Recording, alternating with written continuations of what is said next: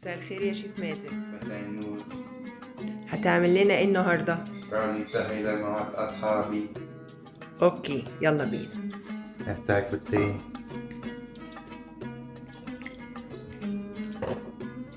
نص كوباية سكر بني،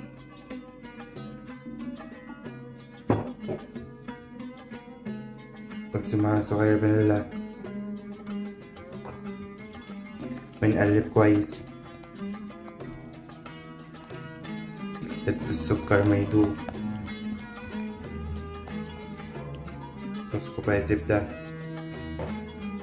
كوباية دقيق قمح كامل،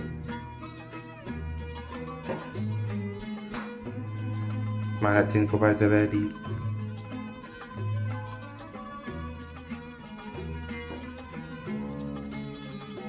نقلب كويس.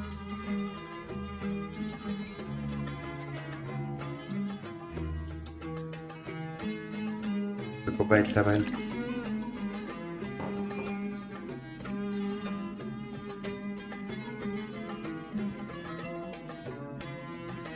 رشة ملح،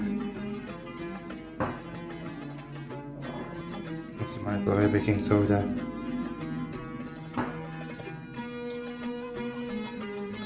نص كوباية شوكولاتة دارك،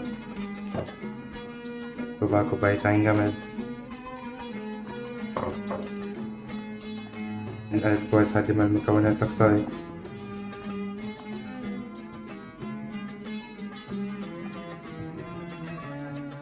هنجيب قالب ونحط فيه ورق زبدة، هنصب الخليط في القالب،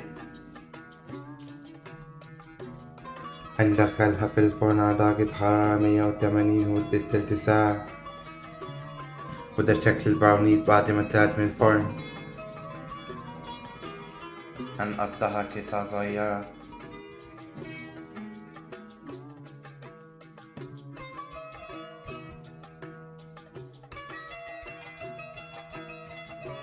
وده شكلها من جوه هشة ولذيذة.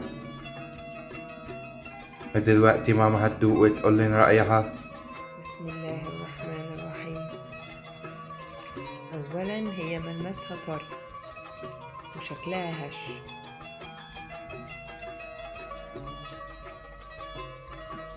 ما شاء الله، ايه الجمال ده يا شيف مازن، حلوة جدا يا حبيبي، تسلم ايدك. واحلى حاجة فيها ان طعم الشوكولات والمكسرات باينين فيها، بجد لازم تجربوها.